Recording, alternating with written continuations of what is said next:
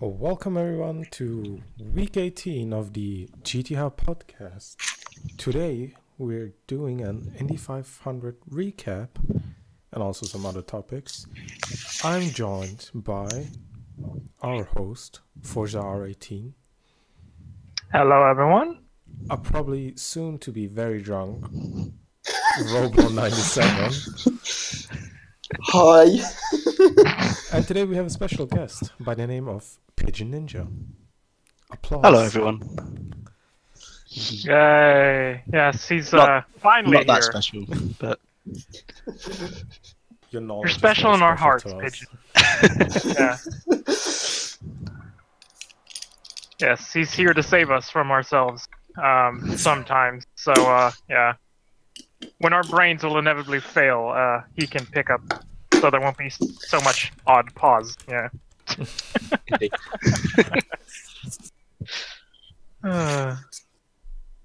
As I hear Rob already opening a bottle. Jesus Christ. we've started. We've already started. Oh dear. Anyway, I'll gloss past that already. We'll begin our Indy500 festival here with just a brief deviation away from that to mention the other race that happened over the weekend, which was the Monaco Grand Prix on the shores of the Principality. I thought you said race, not a qualifying session. Well done. Fair point. I mean, come on, it's Monaco. What else did we expect overtaking-wise? Well, I mean, in fairness, it did have race in the title. So, I mean, technically it's a race. Verstappen was racing. No one else really was. Well, that's in fairness, because Verstappen likes to race anyone and then promptly crash, as proven in the practice session. Yeah, I was going to say Verstappen was only racing because he'd done a very, very good job the day before of not racing, but I was going to say, yeah, if he hadn't crashed before qualifying, he would have been on the front row, so he wouldn't have had to do much racing. Yeah, he seems to be taking after his dad a little bit, I think. Well, that's the reason why there's a crash. What is it? Crashstoppin.com or .net, whatever the website is. Something like that, yeah. Yeah. I seem to remember reading that his dad Jos used to spend a fair bit of time exploring various gravel traps. Gravel trap. Yes, because back in our day, they were still a thing. Rob, you're younger than me. Shush.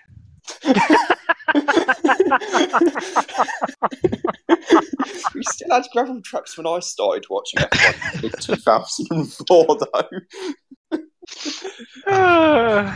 Just gonna laugh at both of you now. Yeah. Thanks. Crashstappen.com. There you go. Yeah. Best website. Unfortunately, he has not crashed. So, yeah, sadly. What is this? I know he didn't crash in the race, so I can get one.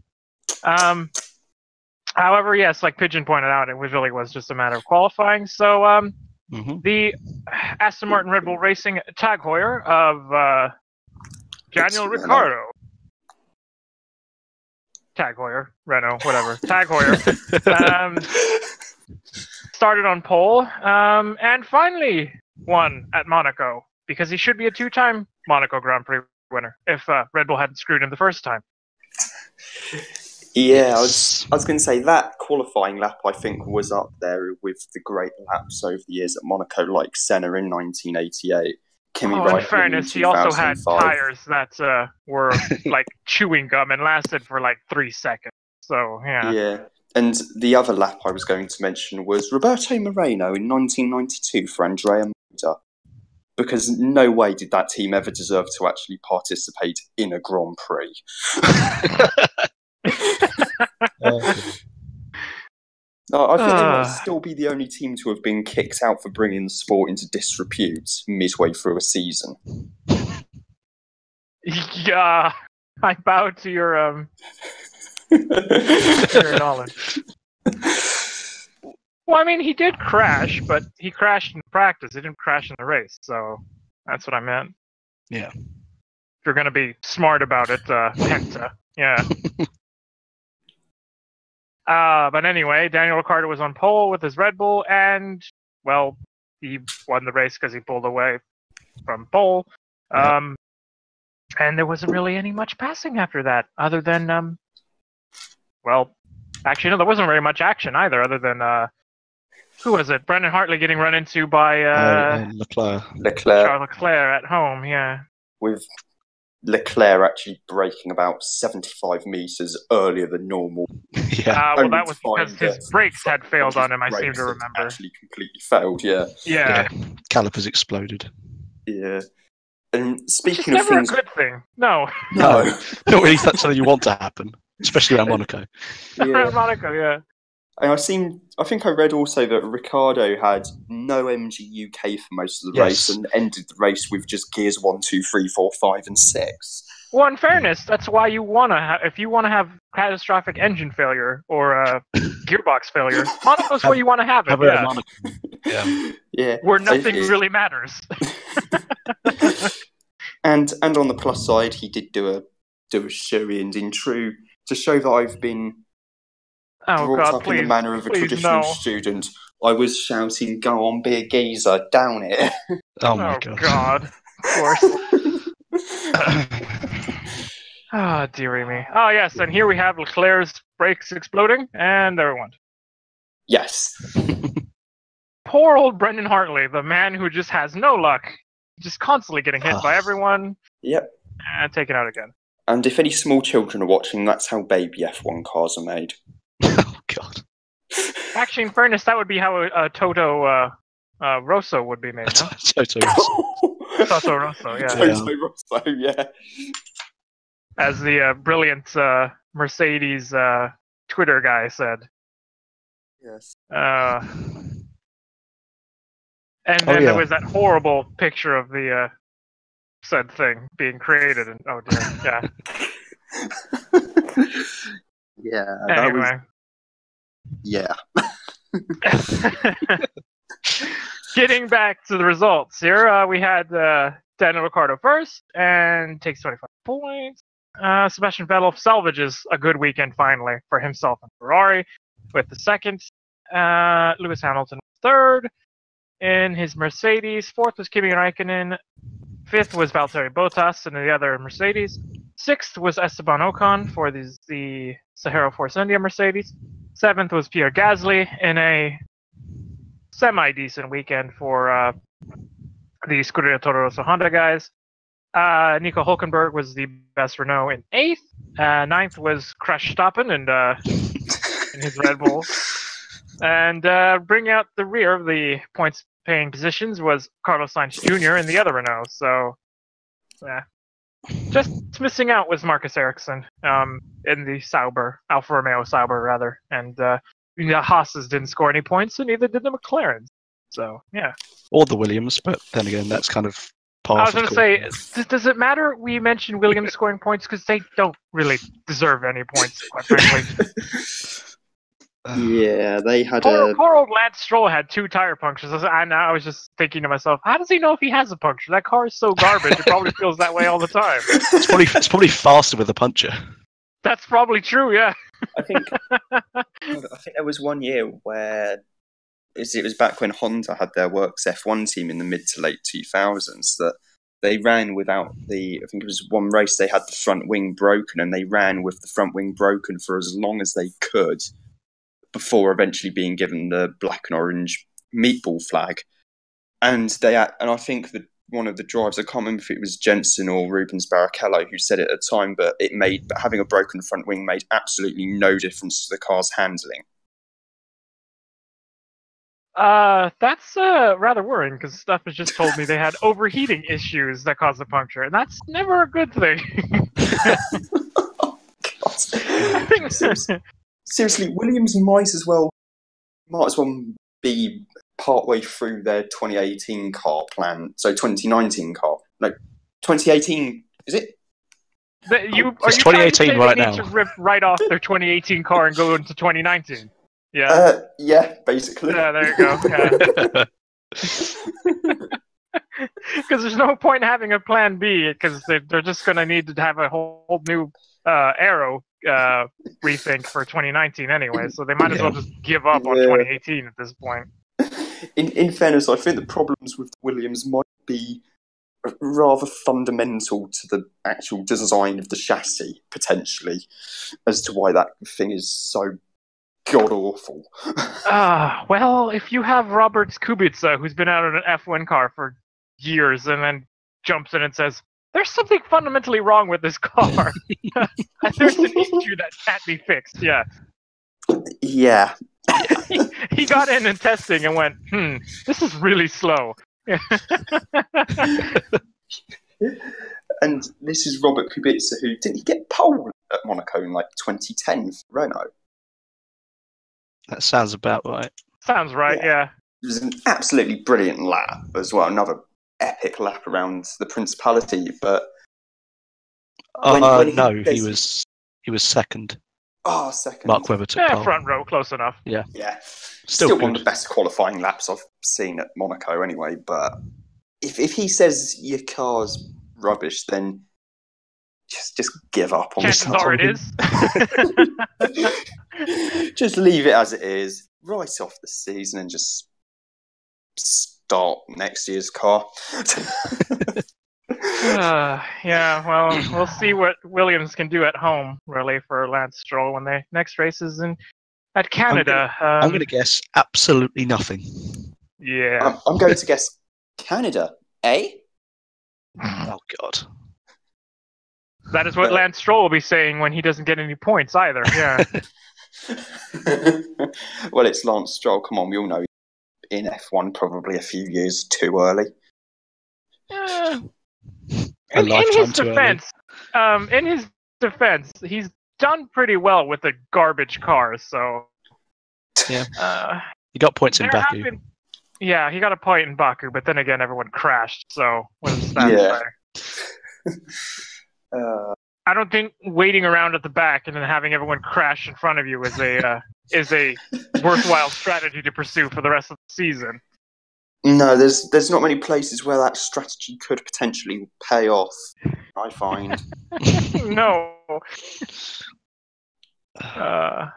Williams needs a Baku every weekend to gain any points whatsoever. Yeah. Williams needs the motorsport equivalent of a Hail Mary, I think. They had that with Rob Smedley, and not even he can fix that. Oh, God. Oh, dear. Yeah, Williams have had it for this season, I reckon. They're going to have a struggle, and they're going to be at the back. Thankfully, Force India have finally found some pace and are back where they belong, more or less. Well, Perez seemed to really struggle this weekend. I don't know what happened to him, but Ocon was looking really good. Well, yeah, that's what I'm saying.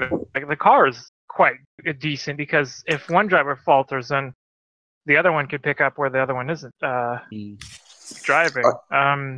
It's kind of like Haas, really. They are when they're off, but when the chassis is working, they have a driver that can pick up the points when the other one isn't. Grosjean. Yeah, Grosjean, actually, yeah. Because coming into the season, I would have thought that would have been Magnussen, but no. Yeah. He has somehow found pace that everyone knew he had. This is Magnussen in his McLaren days, again, finally. Yeah, it's a tricky one this year, I think. And already silly season has started, yeah. Yeah, and also there are a lot of complaints from fans and drivers saying that, the race was boring, we ought to refund some of the fans. No. Which was, in fairness, a bit harsh, given that, it's Monaco.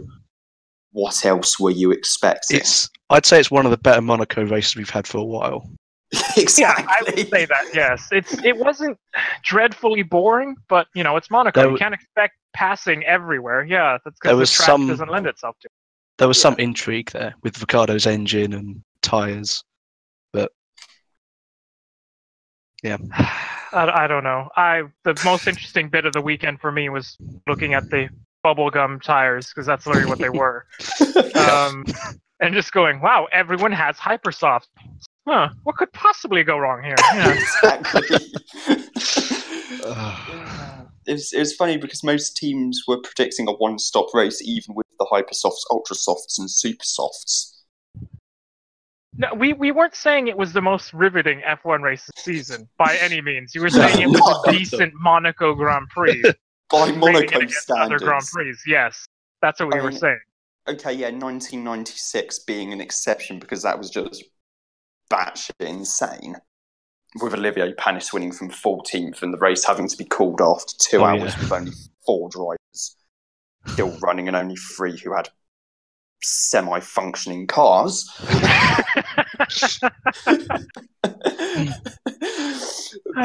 that was the exception, I think. Yes. I think it was Panis. I think Frentzen or Herbert might have been on the podium or something that weekend. I can't remember off the top of my head. I'm going to Google that quick. Don't act like that wasn't the running order in the top of your head. Monaco GP 1996. Jesus Christ, he's like an old man typing out literally everything he's saying. Google, get me to the internet to find results on the thing. Oh no, I got that.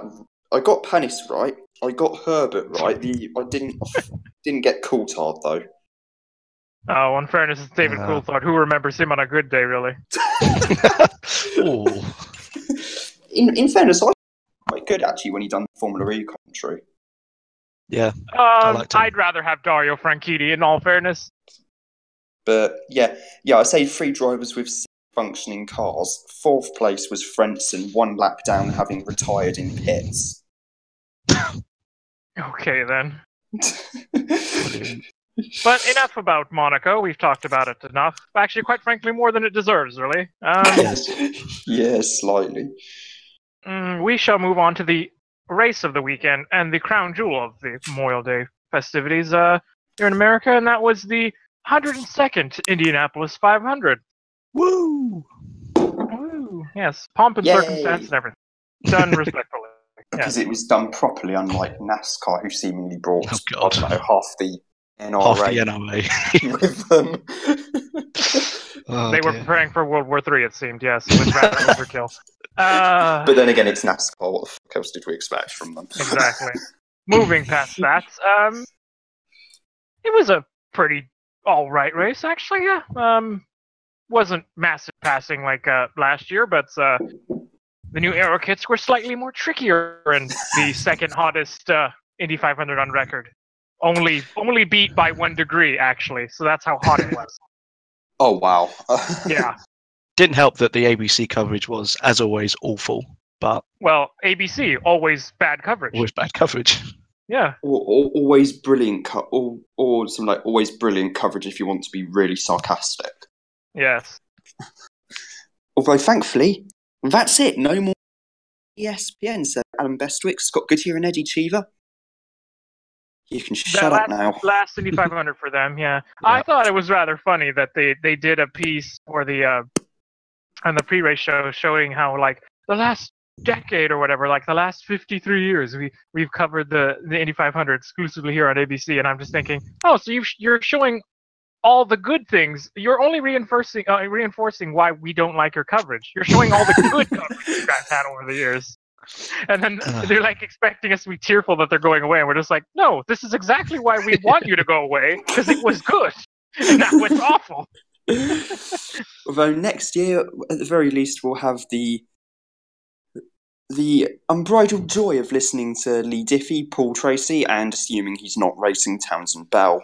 Well, I'm assuming if he's full-time IndyCar gig, he's not going to be driving a sports car. Although, in fairness, he only does Tequila Patron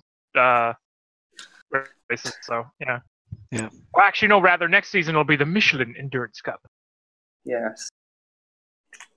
But yeah, he only does the endurance races anyway, so it's not really a big deal. But yeah, NBC will get the coverage next year. However, we're stuck with ABC's coverage for 2 more races, so yeah. Oh, what races are those? Detroit, this coming weekend. Yeah. the doubleheader in Detroit. Yeah. God, yeah. It'll be all right though. The race will be should be exciting. But more on that race later at the end of the podcast. Yeah. But getting back to the 500, it was 94-ish degrees, 94, 95 degrees in Indiana. So it was quite hot. Yeah. And the lack of aero that was on the cars, made things a bit twitchy. Very for twitchy. everyone in the field. Yeah, very, very twitchy. Yes. Well, I just have to get this out of the way really right now. Our picks did not do that well, really, in the race. Most of them ended up with bits of car having to be cleaned up with a dustpan and brush from the infield. Yeah. Well, the only solace I could take out of this was the fact that my picks were doing quite well until their day just did not end well. They were running quite well until their days ended in the wall. Yeah, fortunately, both of them. However, I wasn't the first one to lose a pick. That honor belongs to our Toucan Overlord. Yes. Yes. Yeah. That's what, Select. quite frankly, that's what he gets for choosing Danica Patrick. Ouch. I can just hear our Toucan Overlord going, shizer, at this moment in time. But yes, Danica Patrick was the first one of our picks to fall out, and yeah. However, it wasn't the stupidest accident that happened of the day. And that honor would belong to actually the very Sage first Kerem? the very first accident of the day, which was around lap 48. Yeah, James Davison. God. Takuma Sato. Should Davison even have actually been on the circuit? Because wasn't he running like 10 miles? He was so much slower than everyone else. So I think he was doing 205s. Yeah, James Davison was with a really loose car, and he was just holding on for dear life. And at that point, this was before the first round of pit stops, and he had come in and pitted. And this happened just slightly after they had come out from their cycle of stops, and he was slower than he was before coming in. I don't know what they did to that car, but they made it worse than it was, and somehow he was slower than he was beforehand, and that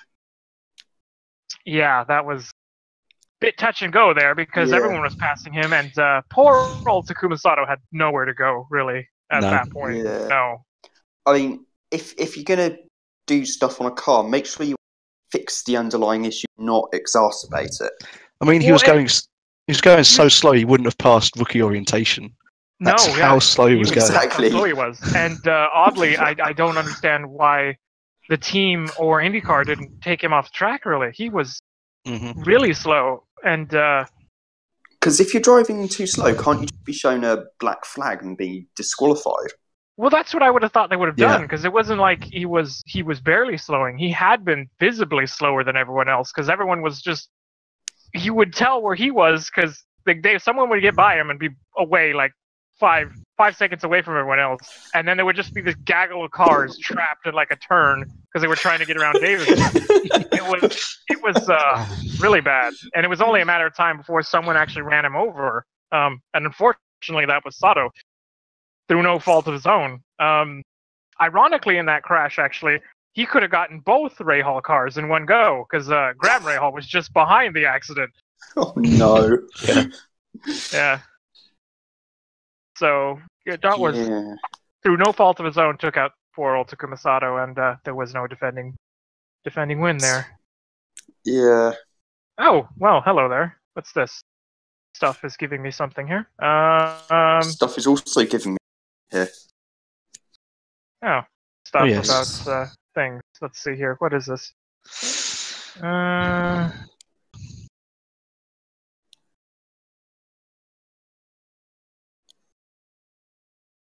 10 seconds later. Oh, okay. So he crashed before they could black flag him. That's what happened. Oh, wow. because this comes from the R IndyCar Reddit page, thanks to Stuff. And Reddit, this what's that? poster said they had a friend in race control, and he was in timing and scoring yesterday throughout the race. Someone asked over the radios, "Is there something wrong with the 33?" And literally 10 seconds later, he crashed. They asked their friend about it after the race, and he said they were only a lap away from bringing him in. But closest makes no difference. Wow. They didn't bring him in time, and he caused an accident. So, yeah. In fairness, though, IndyCar shouldn't have even had a need to bring him in. That if I had seen him slowing that much, I would have brought him in myself if I was a team team strategist. Because I mean, keep in mind he had written off already a car in qualifying. So this was a car from spare bits. So I would have just from pure financial standpoint brought him in to save the car, really, to fix what was wrong. I mean, because it goes back to when you and I fours were having our phone conversation during bump day while I was in a hotel bar in Zurich. No, Berlin, rather. Berlin.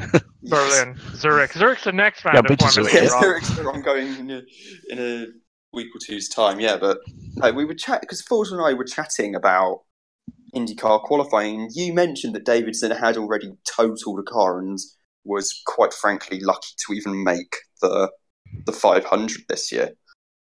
He was ridiculously lucky. He was scraped in by his fingernails, if only because James Hinchcliffe and the team timed it wrong by 10 minutes because they thought the gun went off at 6 as opposed to 5:50. And that bumped Hinchcliffe out, and that allowed Davison in.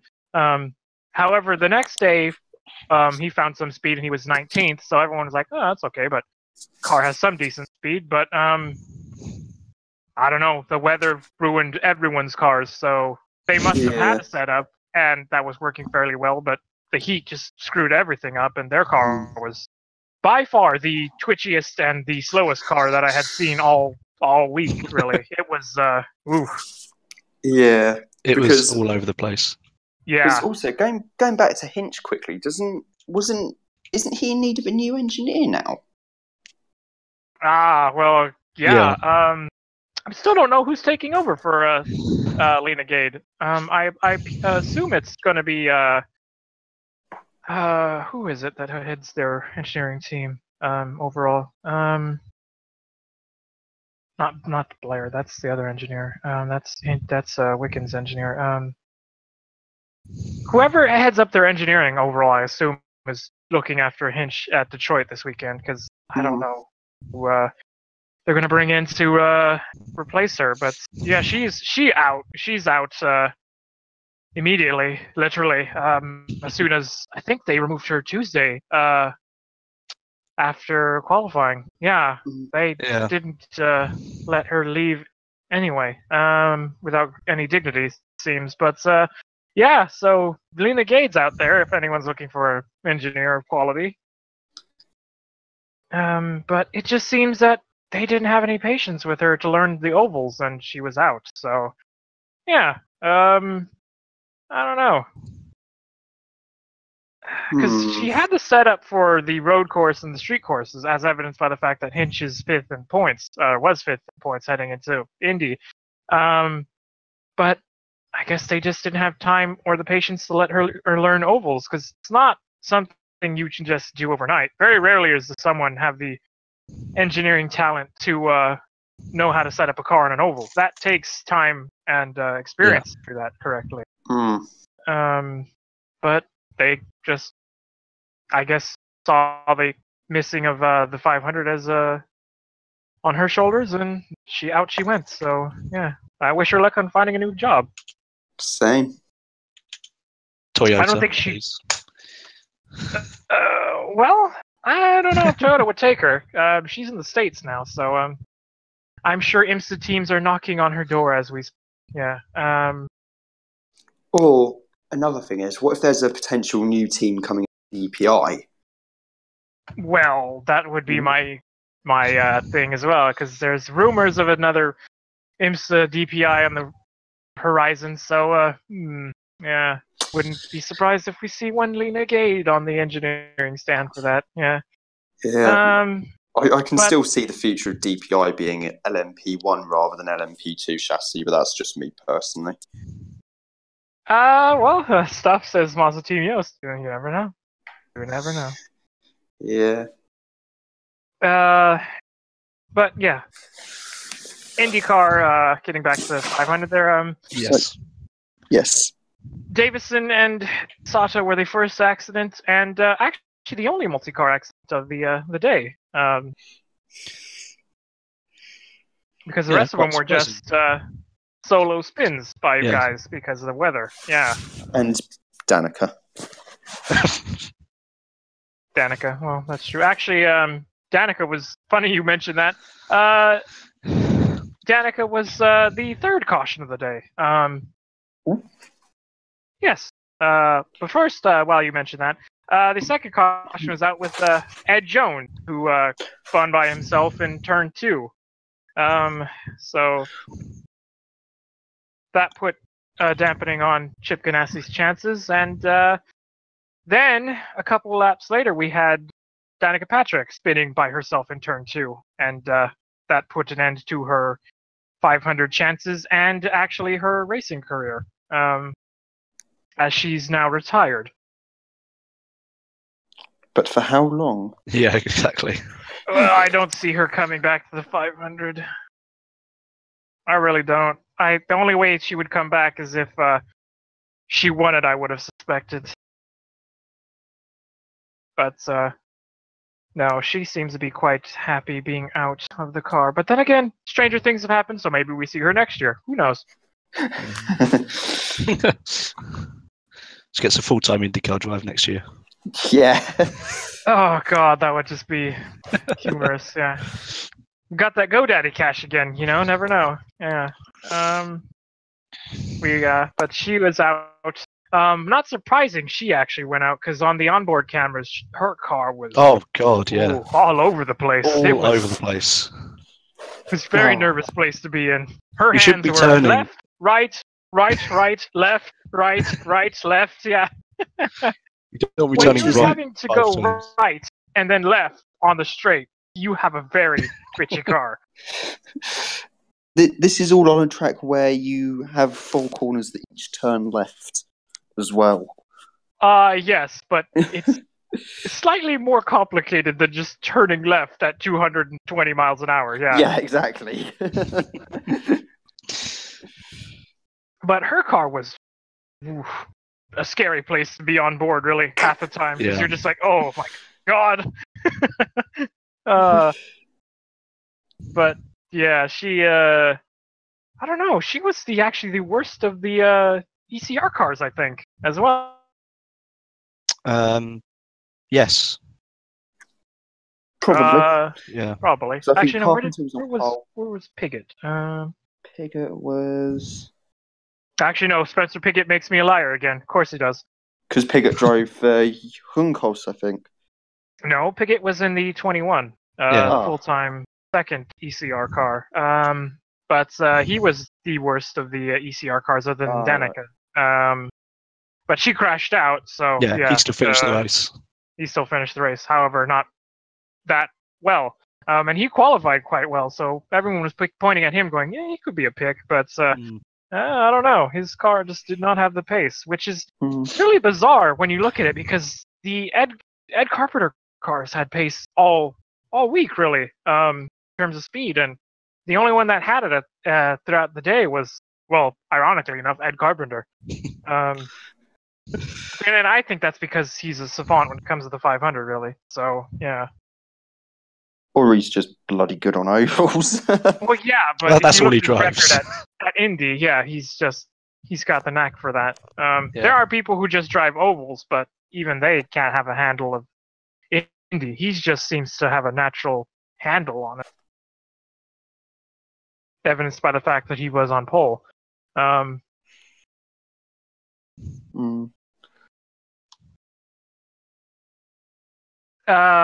However, Ed Jones and Danica crashed, and then we had a reprieve for a long stretch of green flags.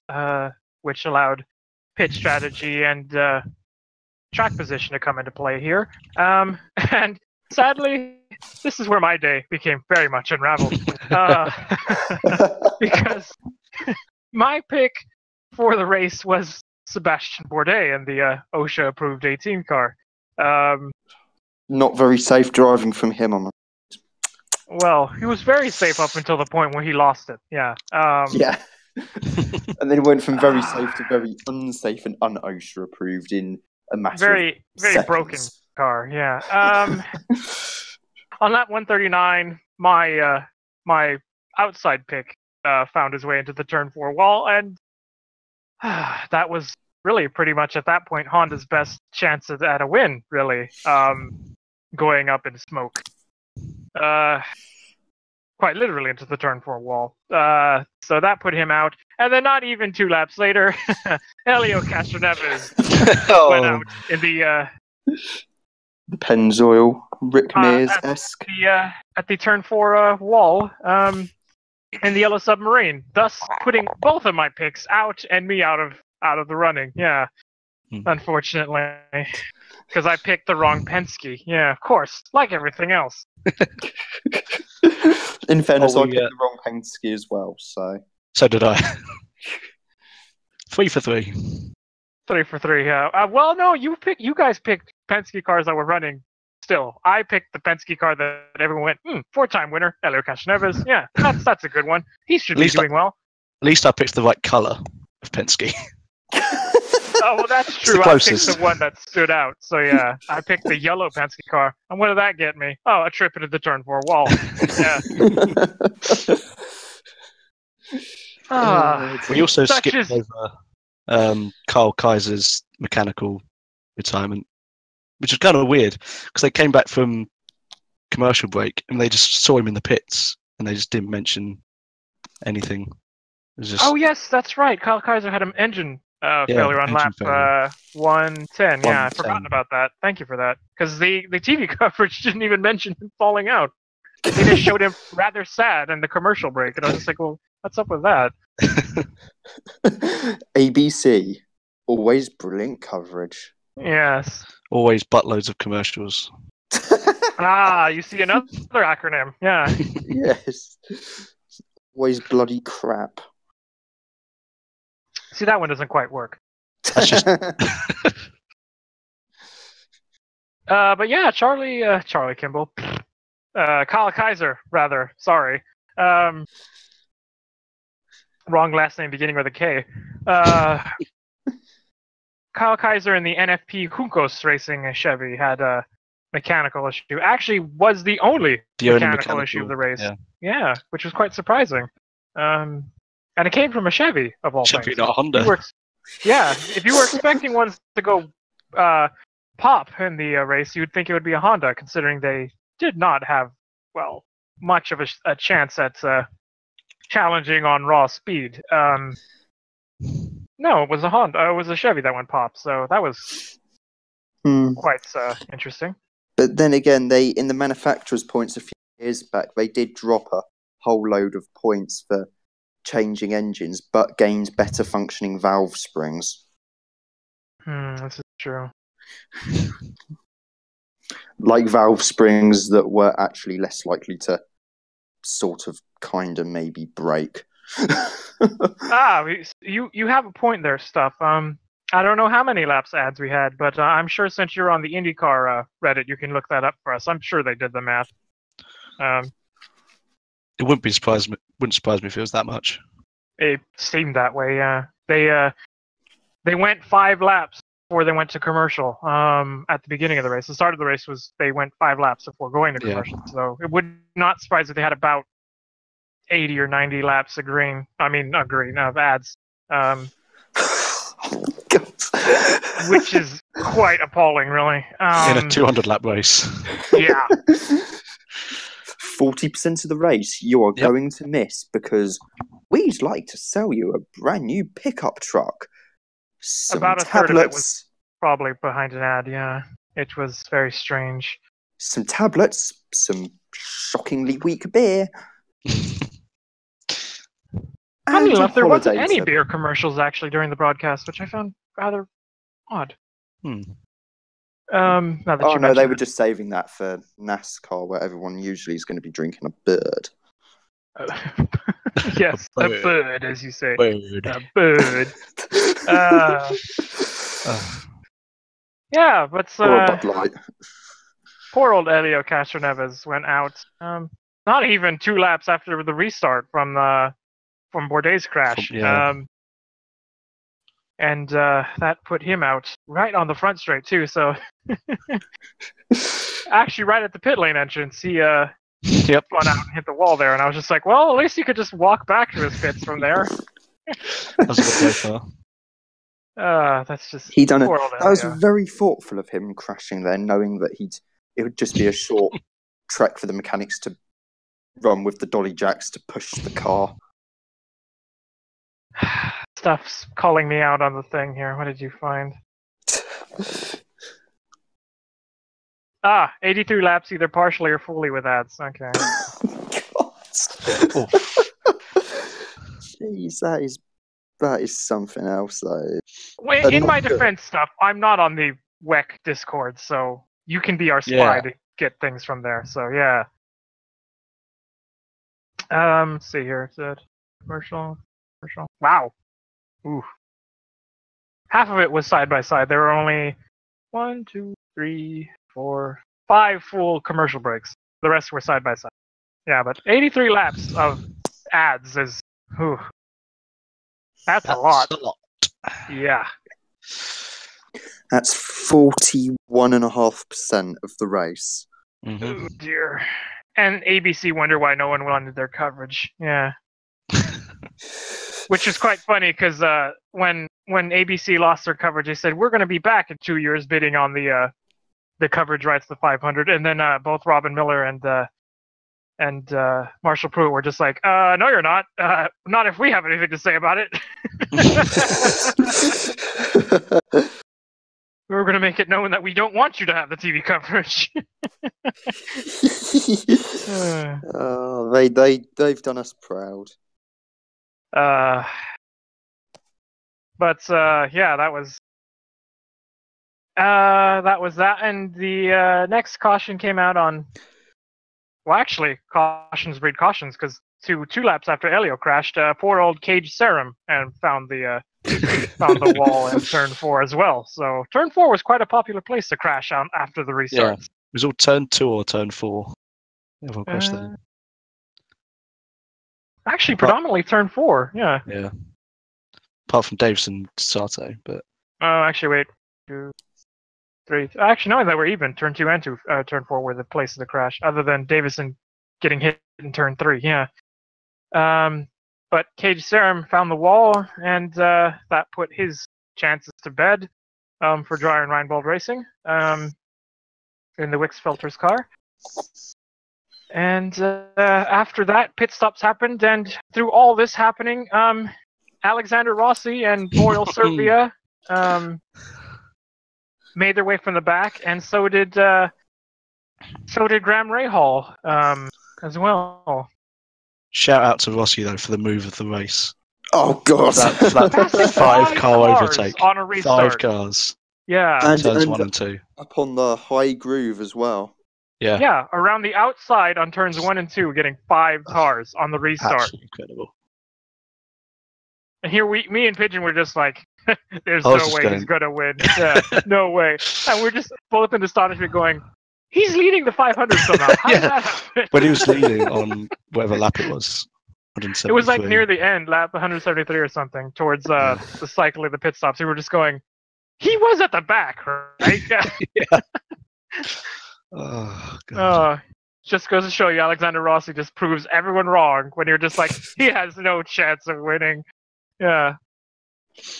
In fairness, the Andretti cars do have good race pace around the Brickyard, so Well, this is evidenced by the fact that Ryan Hunter-Reay was up at the front as well, and so was the Andretti car that no one saw coming was up at front running well. That was Stephen Wilson as well, Stephen Wilson. yeah. and he just started coincidentally on the same row alongside Alexander Rossi. Yeah, both on the back row. Both on the back. Yeah, that was some drive from Steph. Actually, no, not at the back row. He was 23rd. My bad. I was looking at the points he had. Oops, wrong number. Because I'm blind. But yeah, he was 23rd. So either way, he moved up quite a bit. And that was actually really, really nice to see because in a very fitting tribute to his late brother Justin, ran colors that were very similar to the last car he was driving for Andretti, which was a silver and blue and orange. And that was very touching. Also, that's why the sponsor was Driven to Save Lives, which is highlighting organ donations. Speaking of Stefan Wilson, because he led 3 laps, where it was, he and Justin have now become only the fourth pair of brothers to lead the Indy 500. Yeah, I thought that was an amazing stat, actually. Yeah. Only behind the Chevrolet brothers and the Unsers and... Can you get the last one? Vukovic? Nope. Oh, man, who was the third one?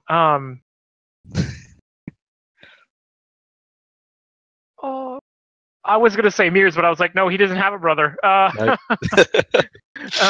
Voigt. Nope. No. Oh, I give up. I don't know. The Laziers. Oh, of course. Yes. Yep. Damn it. Should have known it was the random obscure IndyCar family. Yeah. Oh, damn it. Damn it, I read it on Twitter and completely forgot about it. No, that was an amazing statistic, yeah. But he was also running a rather nice tribute helmet to Justin as well, which was a combination of his colors and Justin's traditional British flag motif thing. I think done by Andy Blackmore, I think, was that design as well. But yeah, that was very, very fitting tribute for him leading at the last half of that race, or the last, not even half, about last 50 laps or so. He was up front, but they took the lead with 7 to go. 7 to go, yeah. And I was so hoping he could make it, but He just needed one caution.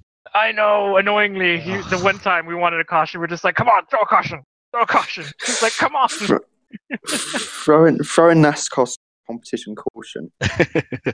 Or at least someone do the sporting thing and hit the wall or something. Spin out someone, quick. Yeah, no. Tell Marco to crash. Oh. No, he did that already. He already had that happen to him at Sonoma. That's how he inherited his first win. Yeah. Oh.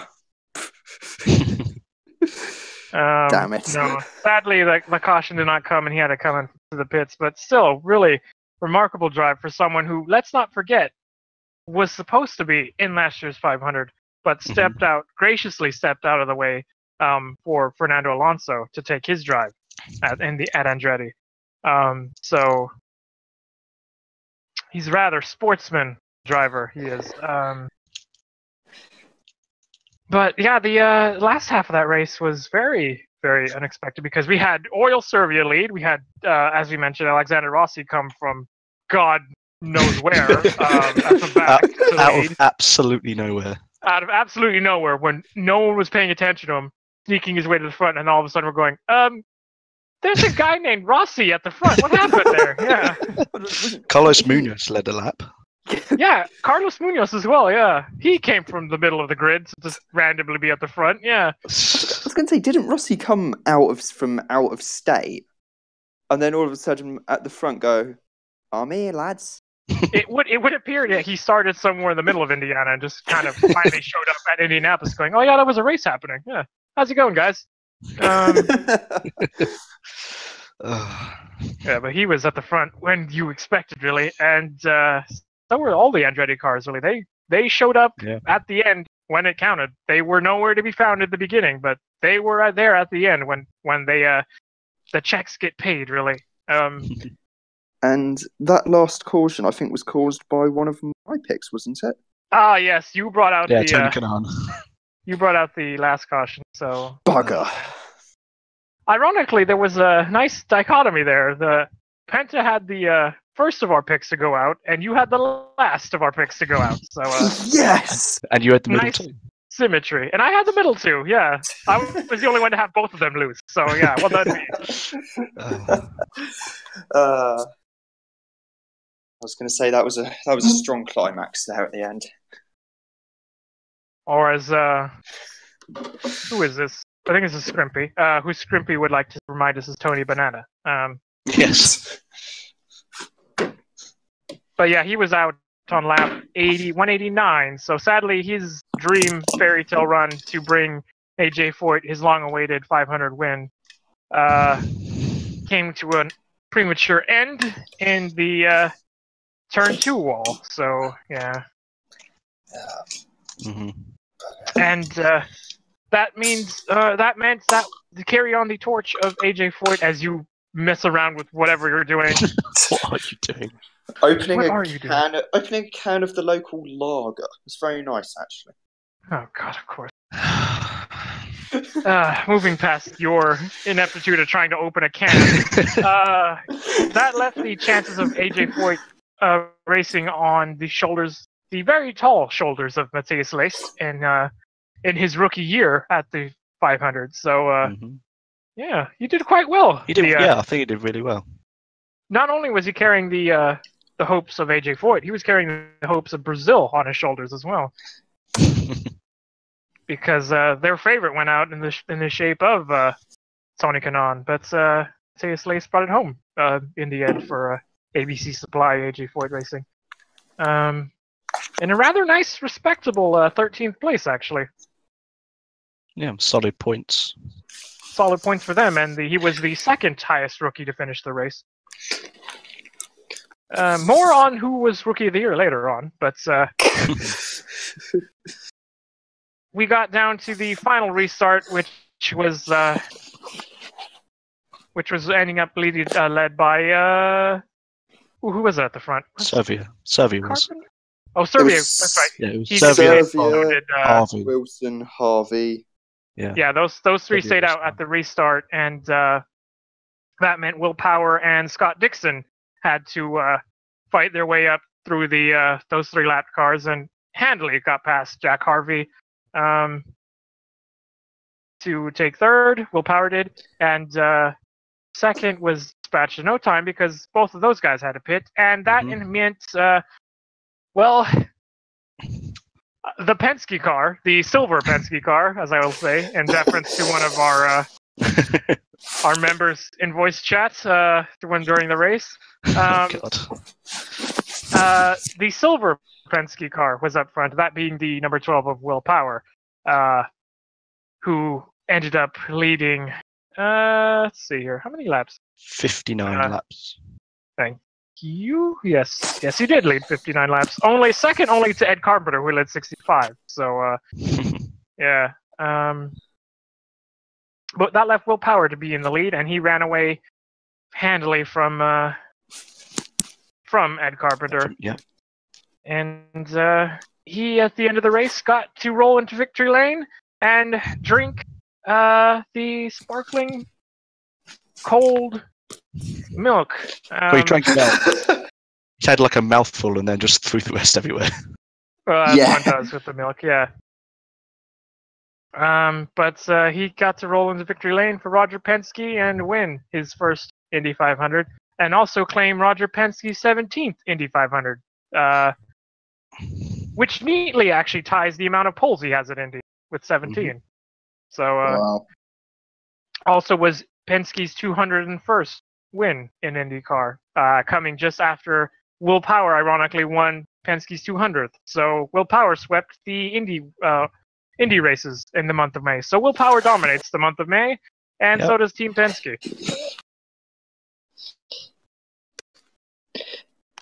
Yes. And for that result, he brought home a cool $2.5 million in change for his performance. It's not bad. Not bad for a day's work, is it? Yeah. 3 hours. 3 hours of work. Yeah, not bad. Sounds like the decent pay to me. Decent days of work, yeah. And he also now leads the championship. Does he now? Yeah, by 2 points from Rossi. Yes, because I was going to say Rossi. Rossi was 2 points behind Newgarden going into the Indy 500, and he's still 2 points behind the championship leader. I know, the other silver Penske. Ironically, the silver Penske car was replaced with another silver Penske car, but Rossi did not move anywhere.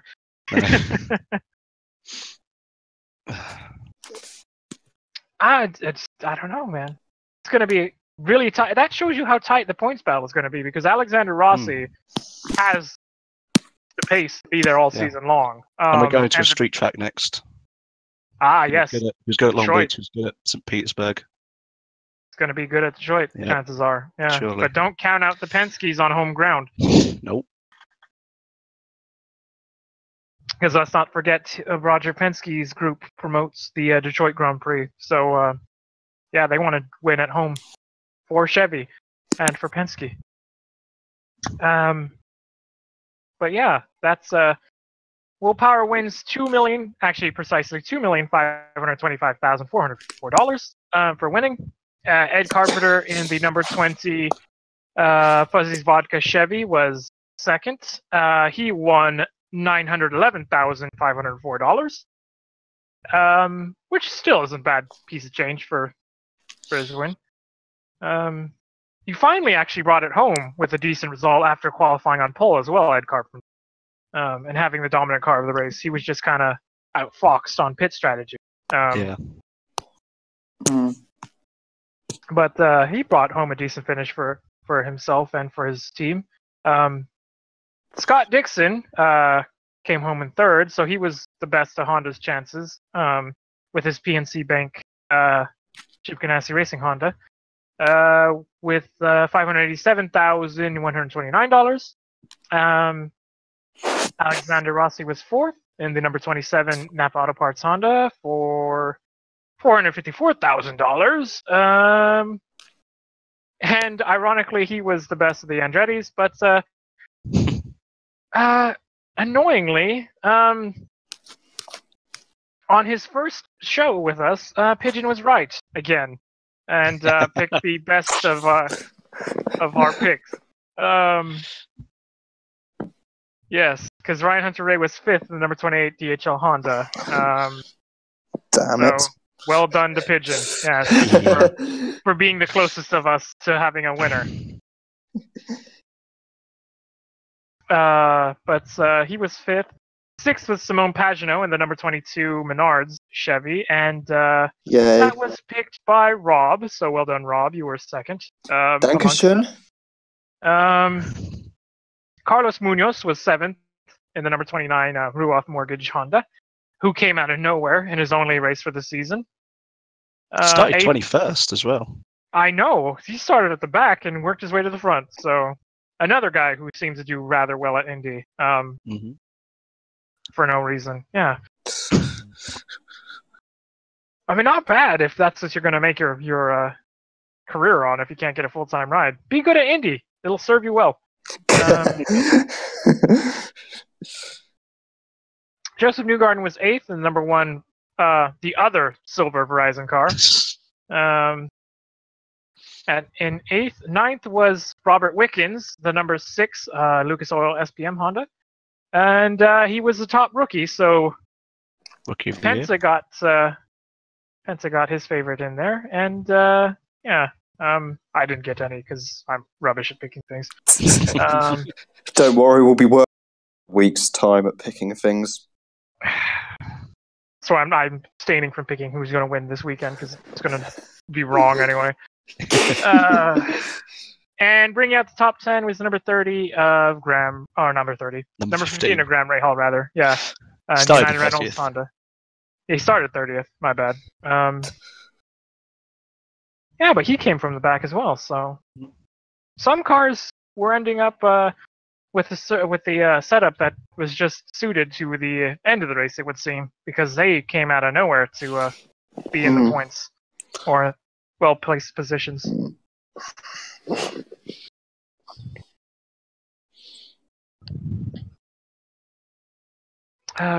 What did that is?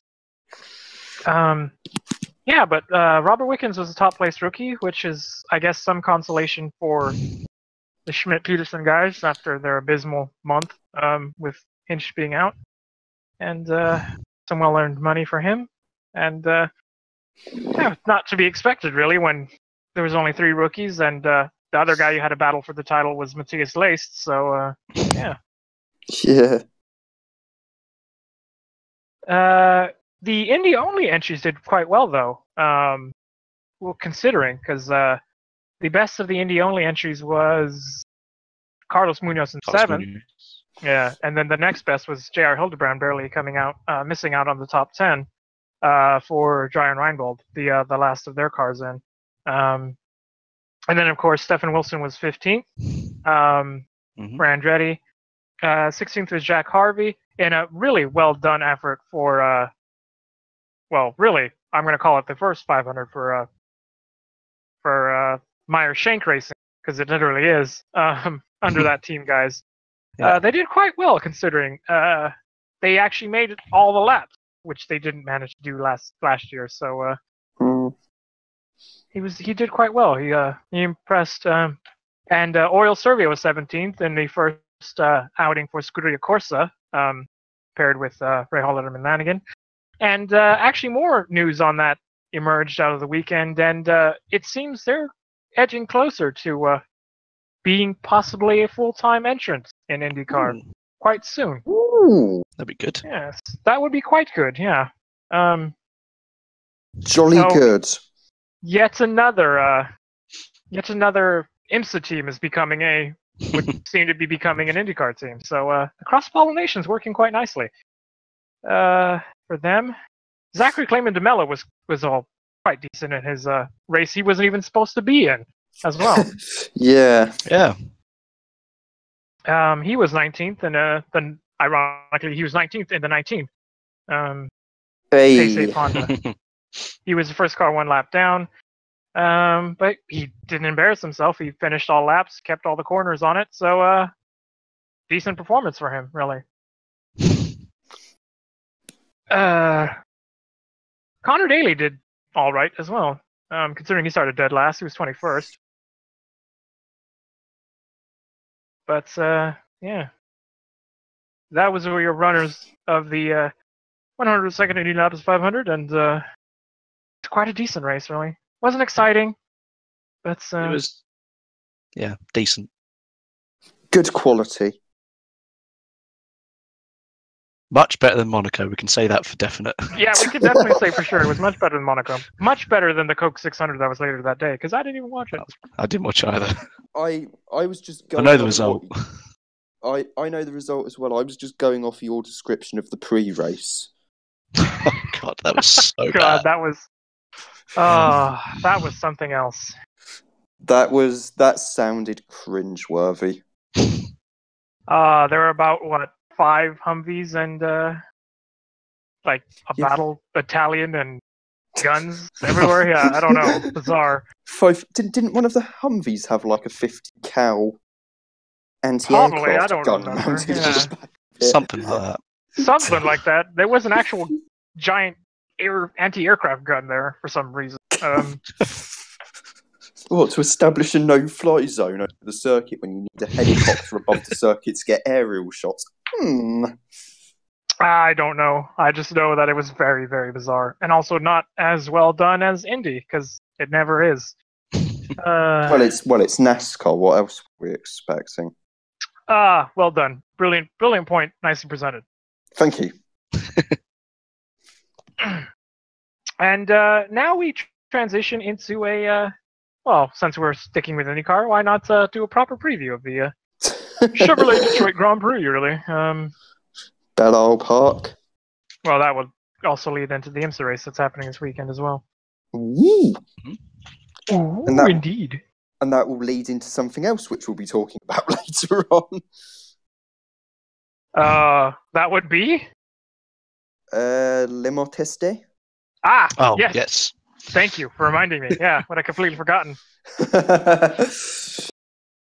Yes. We may have accidentally managed to link up 3 things. Shush! Don't say that; it might break. Well, come on. In fairness, it's not a door which I'm having to operate here, so. Or a bottle opener. Or a bottle opener. Well, that we know that you can't manage to open things quietly. Yeah. Oh, come on! It's a can of beer. How can you open a can of beer quietly? Come on. I don't know. Just try. Anyway, Detroit. Yes. Anyway, yes, Detroit. Chevrolet Detroit Grand Prix is this weekend, and one car we will not be seeing is the number 3 Yellow Submarine of Elio Castroneves. However, he will be there, just in a different with Team Penske. But sticking with Elio, Tim Cindric, who is the president of Team Penske, has said he will have a ride at Indy, regardless of him not winning the race. He will get another shot at having his 4th win. Next year, he will be back, says Tim Cindric. So pencil him in as an early Indy 500 entrant. And I'm sure we can add Scott Dixon and Alex Rossi and some others to that list as well. True. Well,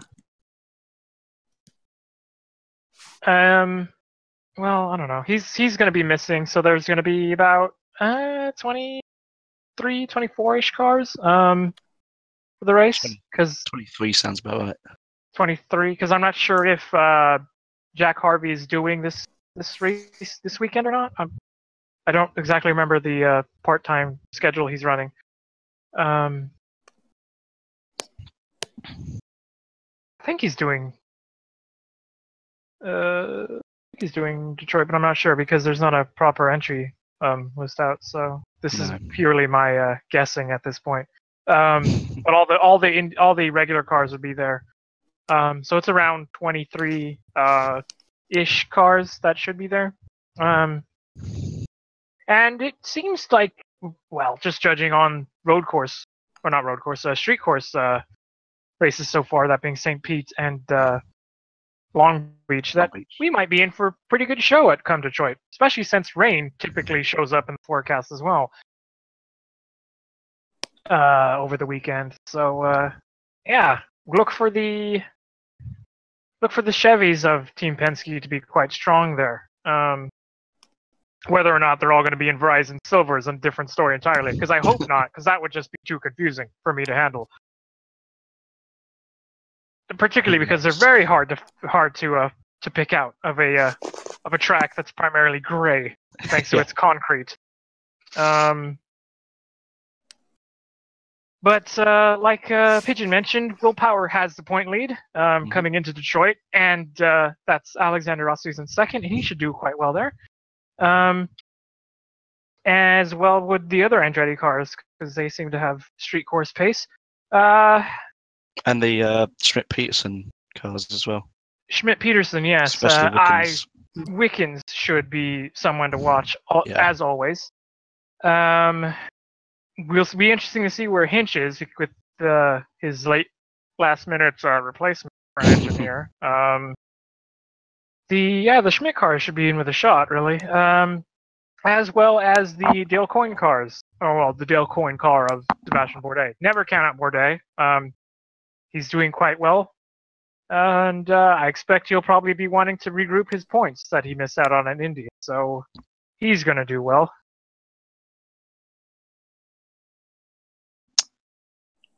Yes. But that's the IndyCar preview. Now we segue into the IMSA race, which has some rumblings and changings going on the entry list. Ooh. Yes. Ooh. I am intrigued. Yes, primarily because you don't know the changes, do you? No. Of course, yeah. Figures as much, really. Like I mentioned, Elio will be here this weekend, but not in IndyCar. He will, however, be in the number 7 Acura ARX-05 for Acura Team Penske, with his teammate Ricky Taylor, who are defending. Not defending winners. Well, I guess technically he's a defending winner, Ricky Taylor, with his brother. Fonzie's owner. Fonzie's dad, rather. Yes, as Penta will be delighted you got him in. But Elio Castroneves and Ricky Taylor will be trying to get back-to-back wins, coming off of their debut win with Acura at the Acura Car Challenge at Mid-Ohio. 3 weeks ago? Um, Never mind. No one knows. Just move on. Yes. Around 2 or 3 weeks ago. But the missing entry is in prototype isn't the number 90 this time, because the number 90 Spirit of Daytona Cadillac DPI VR is back with Matthew McMurray or Matt for short, and Tristan Vautier in that car, coming off of their misses at Long Beach and Mid-Ohio. And they're back for the full season. They were just out testing at Watkins Glen, actually, for the 6 hours at the end of June. But there is one entry still missing from the prototype grid, and that would be the number 38 Performance Tech Motorsports Oracle 07 of Pato Award and Carl Masson, I think.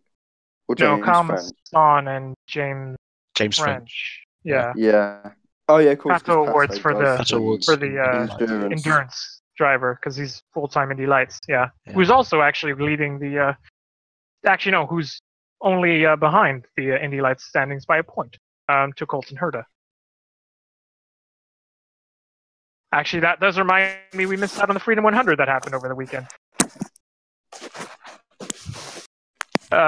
So on this track, I shall be saying that Colton Herta was another double-up winner at Indy in the month of May, because he won both Grand Prix of Indianapolis wins, and he won the Freedom 100 oval race. So well done to Colton Herta. He assumes the lead in Indy Lights, and look for him and probably the Andretti Steinbrenner team to move up to IndyCar quite soon.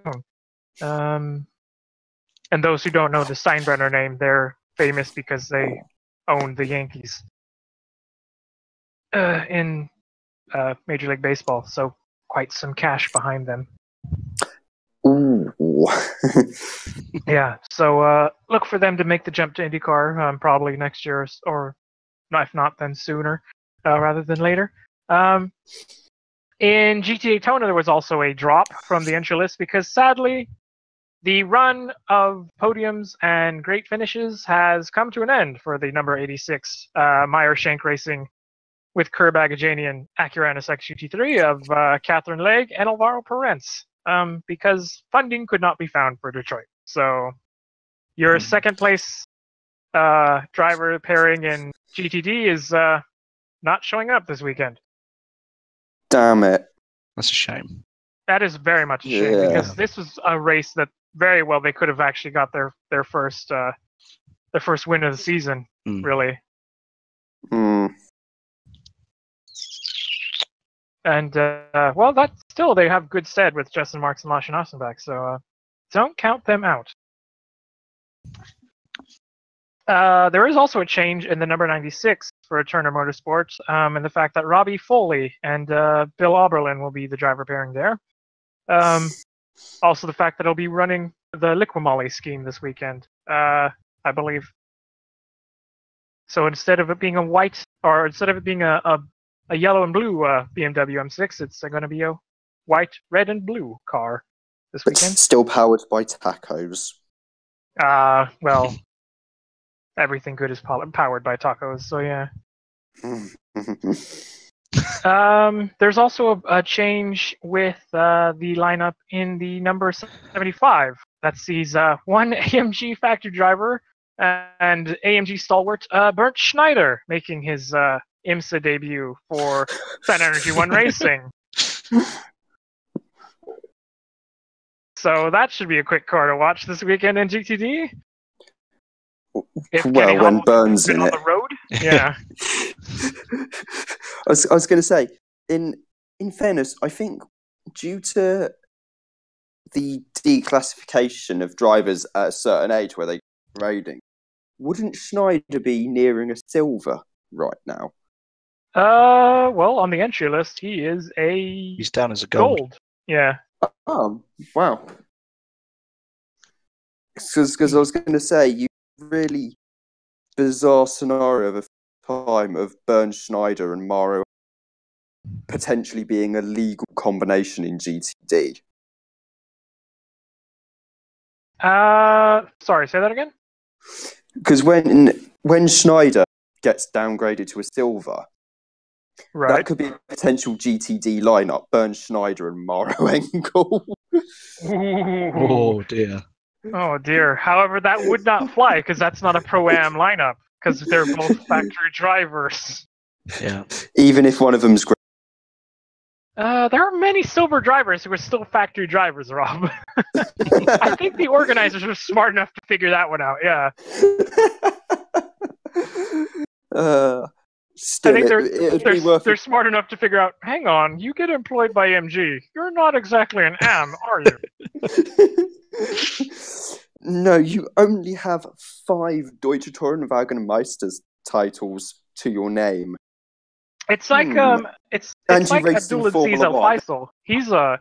He's a silver, isn't he? But he's rather quick, and he's almost nearly an AMG affiliated driver. Yes. But he's a proper AM. So yeah. Yes, he's a proper day job of being a prince back in Saudi Arabia.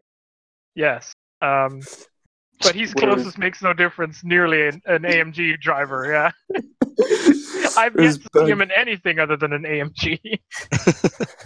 I was going to say, if Bernd Schneider, like going back to what we said about, you're employed by AMG, they'd probably be looking back through his career resume going, hold on, you raced in Formula One. Okay, it was for Zach Speeds in 1989, so that doesn't really count. But you still raced in Formula One. I think that is what you might have just hit the nail on the head there, because he's been in F1, so that automatically classifies you as either a gold or a platinum. Yes, but then again, he was in F1 while it was still the 1980s. It doesn't make a difference. If you're an F1 driver, you get a gold, I believe. It's literally that rigid. As soon as you're an F1, it's just like automatic gold. Yeah. If you're old, it's gold. Platinum. Or platinum. It's like yeah. I think Rio Haryanto's a platinum. Yeah, by only the stretch that he was in F1 for like a season. Yeah. Half a season. Half a season. I forgot he was replaced by Alexander Rossi. Yes, because ironically enough. Yes, because Pertamina couldn't quite cough up enough money. Yeah. Because the invoice somehow got lost between Jakarta and the carbon fibre triangle in the UK. Was it lost, or so much as they just got fed up with him? They went, we're not going to pay our bill. You suck. Yeah. We'd much rather be on all the Lamborghinis in the world. Yeah. Exactly. For cheaper. Yeah. Save money and more exposure. There you go. You see? Marketing 101. You're a genius. Is journalism the right career for me? Don't stick to journalism. You're not good with money. Yeah. As we've wandered off track yet again. Yeah. Yes.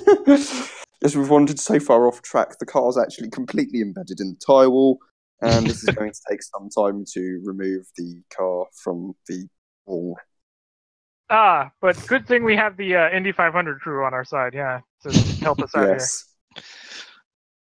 here. Let's see here. I'm trying to see if I missed anything on the entry here. Oh, that's right. Harry Ticknell is back with the Mazda guys after his offing with the Ford Chip Ganassi UK guys, or WEC. Yes. He's back in the 55 Mazda Team Yost. Yep. Mazda RT24B. Yep. And thanks to being a platinum, he gets to miss Le Mans Test Day. Which brings us nicely to Le Mans Test Day. Well done, Rob. Oh, what a Thank segue. you. What a segue. And also the reason why GTLM teams have not bothered going to Detroit, because they're all in North France. Yes. So, take it away, Rob, with Le Mans Test Day. Yeah, since you're so eager to talk about it. Yes. It's also worth pointing out that half the IMSA field are literally going to be flying overnight from Detroit to Paris. as well for test day, but the IndyCar drivers who are racing at Le Mans, so I think that's Bourdais, Dixon, and Kanaan. Yes. Ironically, all for Ford as well, yeah. Yes. They all get to skip test day because they're all platinum graded. They also ran there last year and have done their sims, so they don't have to do it this year.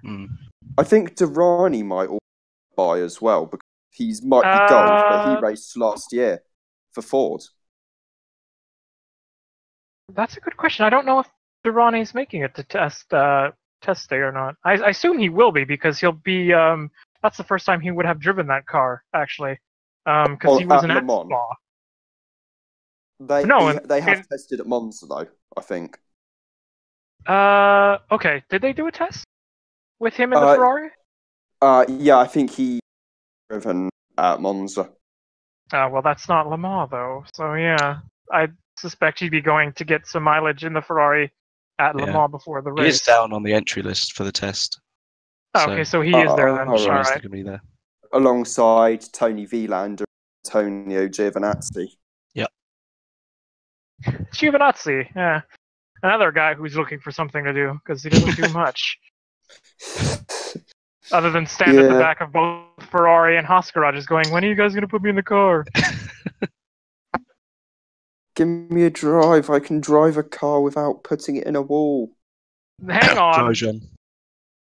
No. Behind a safety car. Antonio Giovinazzi has thrown it away in stranger ways. He crashed in both F1 races he's done.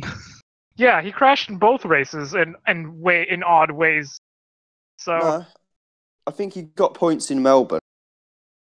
No, he crashed out in Australia, didn't he? He definitely did. Yeah, he did crash in Australia. Hold on, I'm going to consult Wikipedia. Because the first two races, he was in the Sauber, replacing Pascal Wehrlein. He crashed out of both of them. Yeah. Hold on, where are we? Wikipedia. Racing records. 2017. Oh, you got no points. Yeah. Oh, he didn't crash in Australia. He just finished 2 laps down. Wait, where did he finish in Australia? 12th. Oh, okay. He crashed in qualifying, I think. Oh, yes, that's right. I'm remembering wrong. Yeah, China, he crashed 3 times. Yeah, China, he crashed. Yeah. China, he crashed in practice in the race. I thought he crashed in quali as well, didn't he? Oh no, he spun in quali, I think. No, I think he crashed in qualifying as well. Yeah, he crashed a lot in China. That's all I remember. Every time you looked at it, it was like, oh, Wehrlein's in the wall again. Yeah. Hold on, it wasn't Wehrlein though. I mean, you meant Giovinazzi. Giovinazzi, yeah. Yeah. Although, in fairness, he was in the wall. That's what put him out to replace him with Giovinazzi. Yes, because he had a bit of a stiff back. Stiff neck. Yes.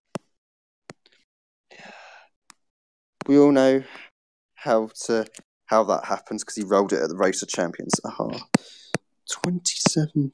Rob, what are you doing? Yeah, I'm on Wikipedia.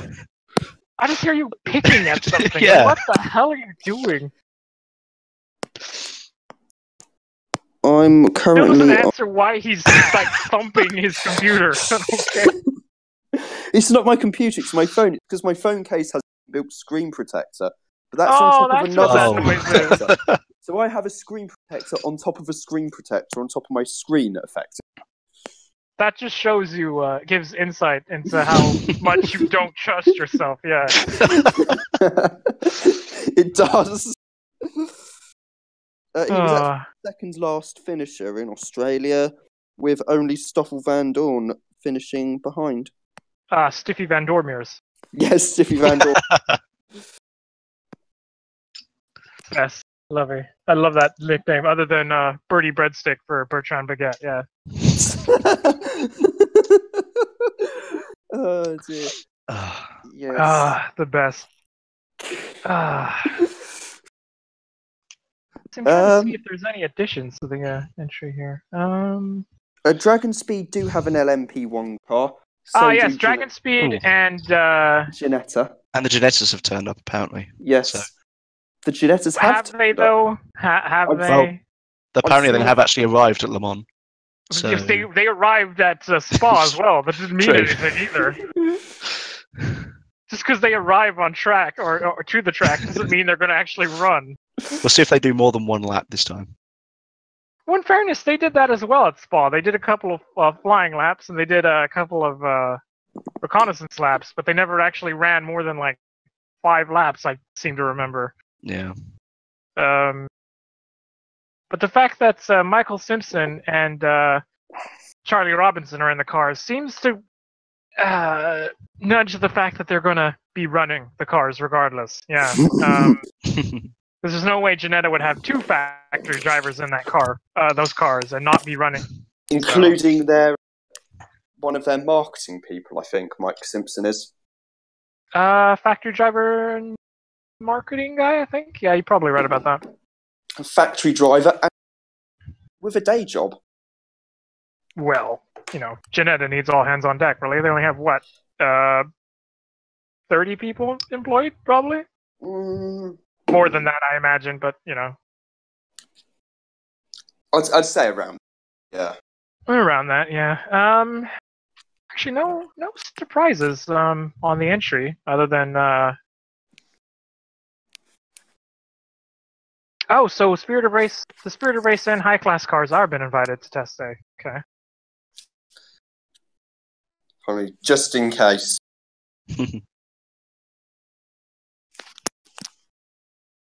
I don't know if either one of them are going to actually be running though, because Duncan Cameron, Aaron Scott, and Marco Ciocci have experience at Le Mans, so I don't think they'd turn up. But Anders Fjordbach and Dennis Anderson might, who are in the high class Dallara. So who knows, really? We'll see. I doubt there's anyone that's going to be dropping out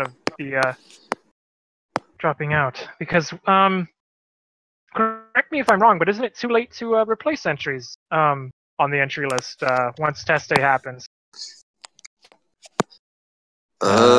Probably. So I seem to remember them changing the rule to that quite recently. So I can't remember what the cutoff point to replacing an entry is. It must be up to race week, I imagine. Quite possibly, but who knows? We shall see if the CEFC Ginettas actually do run in anger properly this time, this weekend at Le Mans. I hope they do. So I really hope they do, because that car is just too good a package to not be running. Yeah. It just really is a shame that they haven't been running, because they seem to have pace when they were testing. So yeah, we'll see. Also, there's the BOP change with the LMP1 cars. Oh, joy. Oh god. That allows them to be closer, I seem to remember from the BOP table, I think. Negates the hybrid advantage or something. I can't remember what it was. Something like that. It's just Motorsport gave it a really clickbaity headline to make everyone go into full-on Daily Mail reader mode at the outrage of the privateers being slowed to make it easier for Toyota to win. Yeah, I mean, why have facts on your side when you can sensationalize stories? Come on. Clickbait on the internet? Never. Come on. Yeah, exactly. Clickbait on the internet. Come on, isn't this how half the British print media functions? Yes, it is. Yes. And Fox News. Well, it's the same thing, really. They're all by the same person. News is a very loose term there. Yes. It's like, isn't the saying that you watch Comedy Central for news and Fox News for comedy? Yeah, somehow. You get better quality of news watching Mock the Week. And you can call upon the services of our old friend, Private Browsing. Mock the Week is great. So yeah, exactly. See, Pigeon's getting the hang of our podcast already. He's already straying off course. Not even he can stay on track. Oh dear. Oh dear. Pigeon is just getting a first-hand lesson in how we do this podcast. Oh, man. But quick, before we segue off into other areas we're not supposed to be in, there is an endurance race happening this weekend. Yes, there is. Yes, there is. And Also in France. also in France as well, yes. Coincidence? I think not. I think it is actually. I think it's just a massive coincidence considering Yeah. they're on different sides of France, yeah. One's in the south, one's in the north. Yeah. Yes, and in fairness, this race was only moved because Formula One decided to nick the date for the Grand Prix. Thanks, F1, for inconveniencing me. Yeah. Yes, thanks F1 for making me not look forward to a nice endurance race on my birthday. Oh, Oh, well, it's 1,000 kilometers. So I'm sure you'll be able to check in at some point. Absolutely. Whether- Probably on, The question Probably is on the whether track. you'll be sober enough to do so or not. Knowing That's you, Forza, which let is me tell probably you a the- no. I was going to say, let me tell you the answer right now. No. Yeah. Fuck no, I'm not going to be sober. Oh man. why would you be sober on your birthday? That's just illegal. I know. Is it? Is in the UK. Unless you're, unless you're a 6-year-old, then in which case, if you're drunk on your birthday as a 6-year-old, then issues. Once you hit 7, though, Oh, got to go out. once you hit 7, anything goes. Oh man. Anyway, back to Plompan. Yeah. Anyway. Oh man. What was I doing? Oh, Blancpain, right. This has gone off the rails immediately. What did I do with my entry now? God damn it. I've got it in front of me if you want me to do it. Ah, here it is. Found it. Buried amongst my tabs of entries. Here we go. I don't know if there was any additions to the field actually this week. It's 51 cars. Let's see here.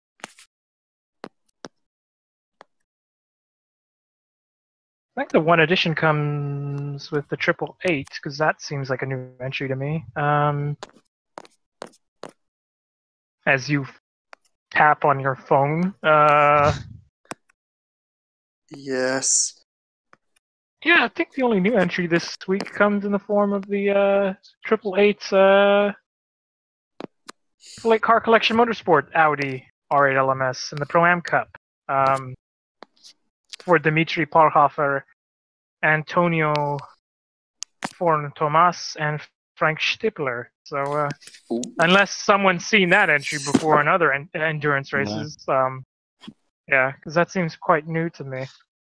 Does to me as well. Yeah. There is there was an entry, additional entry that worth highlighting. That is the change, of course, for the team, the Bentley Team M Sport number 7 driver lineup. Because Guy Smith has retired from the factory team, and this will be the first outing for Jordan Pepper in his place. From South Africa. South African, yes. Which is quite odd to see in the usually all British lineup other than Jules Gounon, yeah. I mean, there's only now one British driver in the entire Bentley team. That needs fixing. That's unacceptable, really. Yeah. How Well, I'll take can you have it. an all British team without a British driver lineup? Yeah. Yeah. Now In what do you fairness, do? though, it was. It's going to be quite interesting because the other Bentley we all know does good in endurance races, the Maxime Soulet, Andy Souchak car. So the number 8. Oh, you're forgetting Vincent Abril as well. Yes, I know. Forgetting a third driver. Wow. Yes, I know. I forgot Vincent Abril. Bugger. Yes, I was gonna say that car is somehow allowed 2 drivers only. Come on, it's only 1,000 kilometers, 500 kilometers each.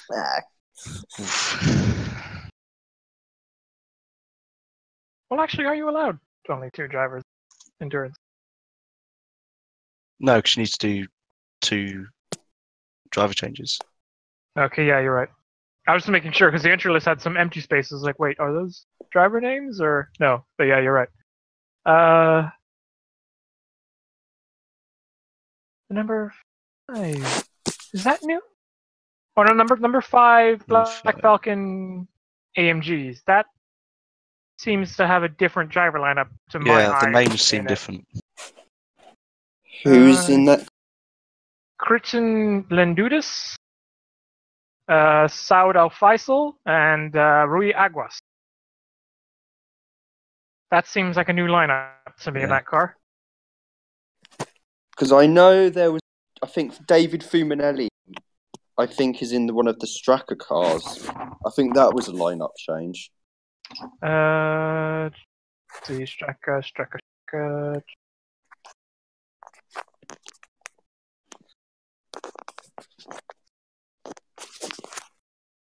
Let's see. Which one were you saying? It was the car which had David Fuminelli. I can't remember which one of the Straka cars it is. Well, there's 42, 43, and 44. Which one do you think it is? Let me guess. 43? No. No. 44. That's the full season lineup. Is it the 44? That has Adrian Tambe, Christian Viteris, and Felipe Fraga, who is a Brazilian stock car driver. Yes, because most of the top Brazilian stock car drivers are either rated gold or platinum and happen to be bloody fast in GT. So, Correct me if I'm wrong, but wasn't Chris Buncombe an RJN Nismo driver? Chris Buncombe, yes, that would sound familiar. Yes, His think so. Al's brother. Has he always been an AMG driver? 'Cause I don't remember him being as part of Straka's lineup for this season.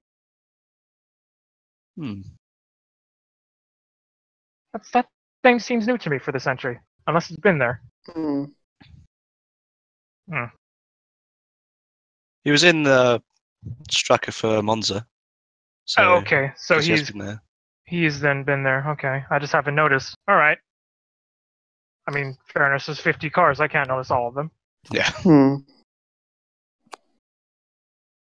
As Rob thinks away. Yes, pondering. What are you contemplating over there? Just thinking what noise to make next. Apparently, yeah. He's made all the other ones with his phone and his bottle opening. Yeah.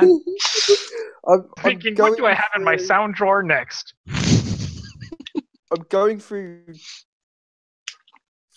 Scrolling. You're going through the stages of grief? Is that what you're going through? Oh, I could well be going through stages of grief. Yes, hold on, where's that? Jesus Christ, that noise. Yes, I found David Twitter. Who? David Fuminelli, Straka Racing, that might help. Go on the team's Twitter. Yeah, Chris Buncombe's in the 42. Yes, we said that. As he has been all season. 4 days ago they put a tweet out saying that Christian Vitoris is feeling unwell and will miss recars with David Fuminelli replacing him in the 44. So you inadvertently had read the news then that we didn't. Okay. There we go. Yes, there because go, I saw it on Twitter, so... Yes. Well done. See, you come in handy sometimes. Sometimes. Or emphasis on the some part sometimes. Yes. Yes, exactly. So you're getting it. I know my place on this podcast. Do you, though? Yes, I do know my place. Attempto Racing. Nicholas Poller, that's a new name to me. Has he been with the Attempto guys all season long?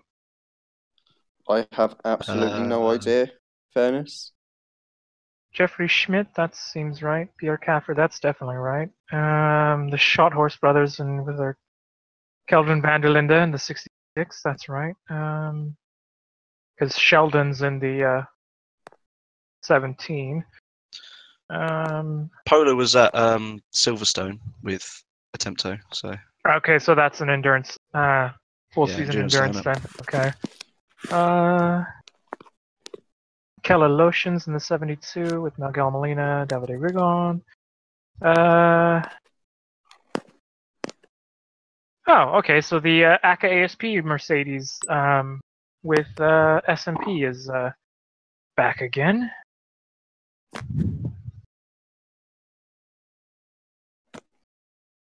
Where did that go? I had just seen it.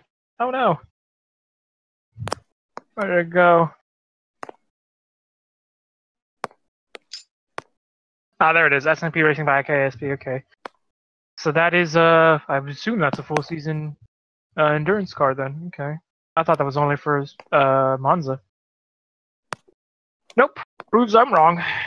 Yeah, there hasn't been much changes in the entry then, as you can see. just the addition of the 888 car. Just the addition of the 888 Audi. I think this is the last race for the Jag, correct? On that, if I'm wrong. No? Yes? Anyone? I haven't. I won't be able to tell. Don't know. No. Anyway, yes. Wait, okay. Who's a Squadra Corsa driver here? Squadra Corsa, that's Lamborghini. So Bortolotti, Engelhart, Caldarelli. Yes, that's not helping. I'm asking him specifically what he's mentioning in the chat. Oh, I didn't know. Never mind. Okay, well, we don't know what we're talking about anymore, so before this delves into territory we don't understand any further, No, let's carry on. No, we will wrap with calendars, and that is, okay, Nikki Polar, thank you. Stuff got to it before Penta did. Jeez. To be fair, Penta said it earlier in the chat. You just went Nikki Polo earlier. Oh, okay, there we go.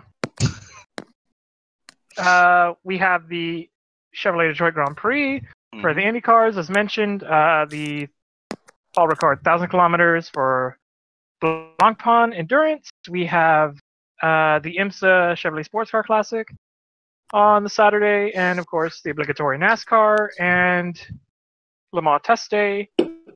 We have MotoGP at Magello. I think that's about it, really. And DTM at the Hungarian. Who watches DTM anyway? No one. It's also from the Hungaroring, so who cares? Yeah. Yeah. Well, with me not being able to read and Rob tapping away, making all the noise possible. Oh, wait, is Super GT? Super GT is not this weekend, is it? Oh God! Hold on. I'll look it up. I haven't got it on my calendar. Yeah, I don't remember that being on the. It's not Super GT. It's Super Taikyu. Oh, okay. It's the 24-hour race at Fuji this weekend in Super Taikyu. Stuff says Super GT from Buriram. This is. Oh, fuck. But I don't. Right, where's the series? Remember, that's. I thought that was until July. No, because they changed to Buriram this year. Oh, Stuff says he's wrong, so never mind. Yep, it's the 16th and 17th of June for Buriram. That's on Le Mans weekend. Oh, of course it's Le Mans weekend. Of course it is. Jesus Christ, it's not that hard. Come on, guys. Oh, apparently it is. Apparently it is, yeah. Or they just don't care, yeah. Well, unless they're still salty for not being able to run the GT500s in WEC at Fuji a few years back.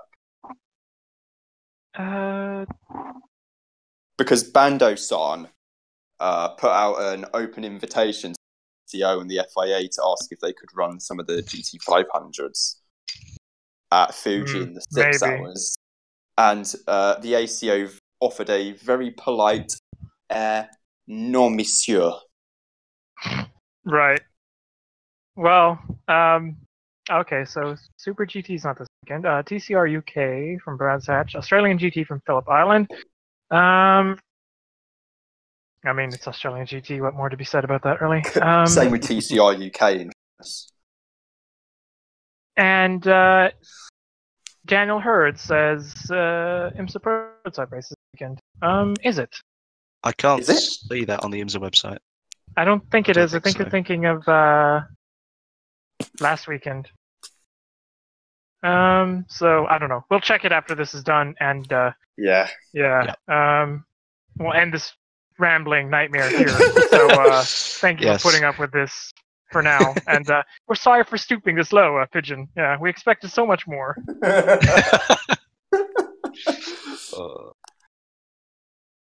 Yeah, hope you guys enjoyed though. Mhm. And with that, we'll be seeing you next week.